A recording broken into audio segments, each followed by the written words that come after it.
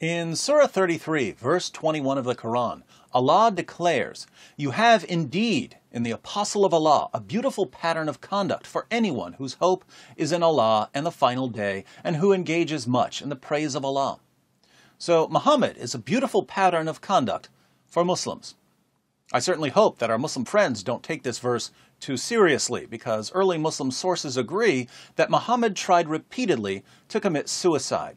He tried to kill himself so many times that we could fairly call him the prophet of suicide, or the suicidal messenger. Sounds like the name of a punk band.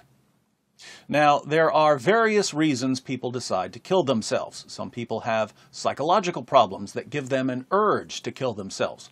Others don't have any mental health issues, but so many bad things happen that they don't see any point in living.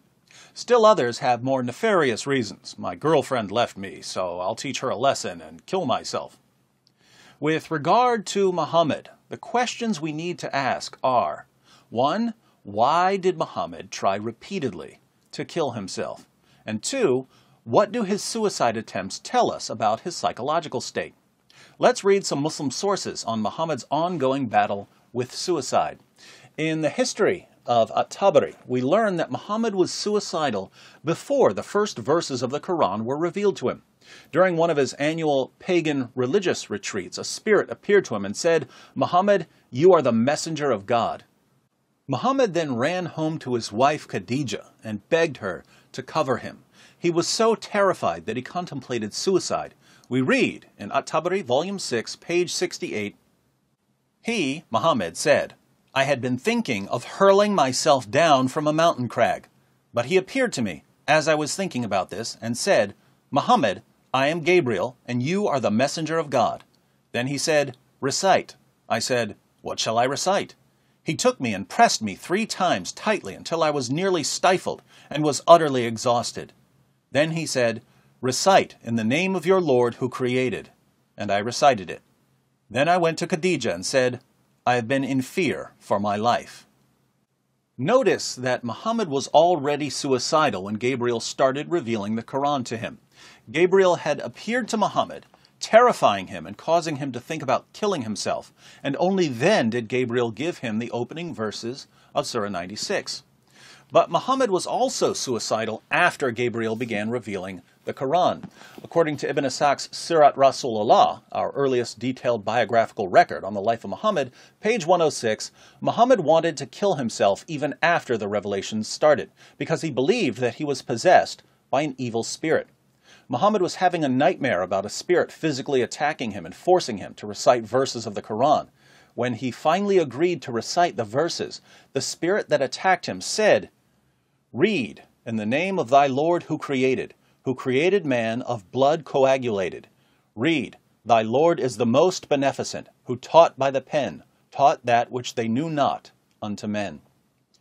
Muhammad narrates, So I read it, and he departed from me. And I awoke from my sleep, and it was as though these words were written on my heart.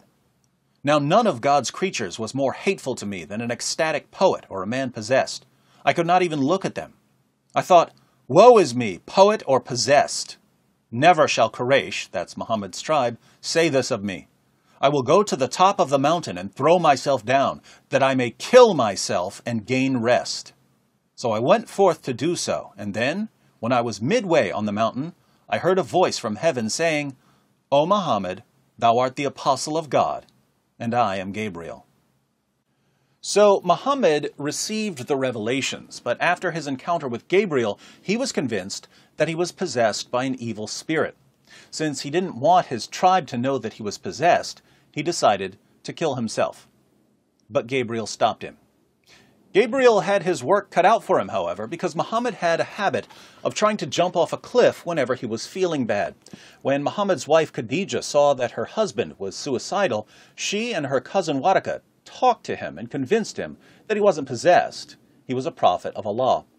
But Waraka soon died, and the revelations suddenly stopped. Guess who decided to kill himself? Let's find out in Sahih al-Bukhari, number 6982.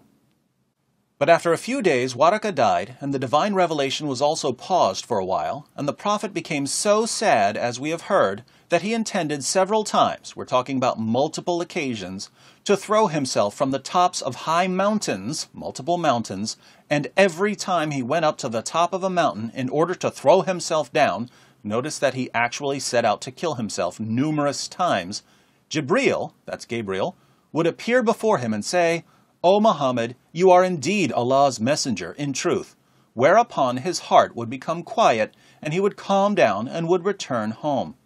So Gabriel had to regularly calm Muhammad down to keep him from plunging to his death. And whenever the period of the coming of the revelation used to become long, he would do as before. He'd head for a cliff. But when he used to reach the top of a mountain, Jibreel would appear before him and say to him what he had said before. Notice that this happened over and over again. Whenever Gabriel didn't show up with a new revelation, Muhammad would climb a mountain in order to kill himself. What can we learn about Muhammad from these passages? Well, when Gabriel spoke to him for the first time, he became suicidal out of fear. So when Muhammad was scared, he wanted to kill himself. After Gabriel roughed him up in his dream and he woke up with verses of the Quran in his head, Muhammad tried to jump off a cliff because he thought that he was demon-possessed, and he didn't want his tribe to make fun of him. So Muhammad would rather die than hear people calling him names. Later, when Muhammad was convinced that he was a prophet and Gabriel would ignore him for a while, Muhammad would again try to kill himself because he thought that Gabriel had rejected him. So Gabriel would have to show up and talk Muhammad away from the edge of the cliff. Muhammad, it seems, was a very needy man with a very fragile psyche. Not surprisingly, the revelations he received had to constantly remind him and his critics that he wasn't insane. Surah 7, verse 184 of the Quran. Do they not reflect? There is no madness in their companion, Muhammad. He is but a plain warner. Surah 23, verse 70. Or do they say he is possessed? Nay, he has brought them the truth, but most of them hate the truth. Surah 34, verse 46. Say, O Muhammad, I do admonish you on one point, that you stand up for Allah, in pairs or singly, and reflect within yourselves. Your companion, Muhammad, is not possessed. He is no less than a warner to you, in face of a terrible penalty. Surah 37, verses 35 to 36. For they, when they were told that there is no God except Allah, would puff themselves up with pride and say, What? Shall we give up our gods for the sake of a poet possessed? Nay, he has come with the truth, and he confirms the message of the apostles before him. Surah 52, verse 29. Therefore remind and preach, O Muhammad, by the grace of Allah, you are neither a soothsayer nor a madman. Surah 68, verse 2. You, O Muhammad, are not, by the grace of your Lord, a madman. Surah 81, verse 22. And, O people, your companion, Muhammad, is not a madman. Remember that these verses were delivered for recitation. Muslims had to recite these over and over. Muslims from the time of Muhammad right down to right now recite verses insisting that Muhammad was perfectly sane. Apparently, Muhammad never realized that the more you tell people you're not crazy and the more you demand that they say you're not crazy, the crazier you sound. Because normal people don't need to go around saying, I'm not crazy, I'm not crazy, I'm not crazy.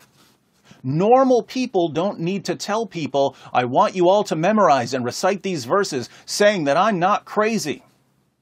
So, sorry Muslims, but your prophet sounds really, really crazy. Islam is a religion that flows out of the insecurities and emotional problems of a 7th century, mentally unstable, suicidal caravan trader. Think about the true role of Islam for Muhammad. Muhammad couldn't bear the thought of people making fun of him. Surprise, surprise, in Islam, the penalty for making fun of Muhammad was death. Even today, drawing a cartoon of Muhammad might get you killed. Muhammad was terrified of rejection. He would rather die than be rejected by his tribe. He would rather die than be ignored by Gabriel. Lo and behold, his tribe was eventually forced, with 10,000 swords at their throats, to accept him as a prophet. Leaving Islam, was a death penalty. You couldn't reject Muhammad if you wanted to. And Muhammad became, in Islam, the most important human being in all of history, someone Gabriel could never ignore. Today, more than 1 billion Muslims spend a shocking portion of their lives showering Muhammad with praises and blessings. 14 centuries after his death, his followers are still giving him the affirmation and attention he craved, not realizing that the point of the religion was to keep him from killing himself. The sad irony is that the religion that was meant to preserve Muhammad's life eventually got him killed. If you'd like to know how Muhammad died, click on this video. Spoiler alert, he was poisoned by a Jewish woman whose family had been slaughtered by Muslims. The worst part is that millions of people have been killed in the name of a religion whose purpose was to protect the life of a single man. And people are being killed every day, all because Muhammad needed to feel important. This is one of the many reasons Muhammad is the last person I would ever call a beautiful pattern of conduct.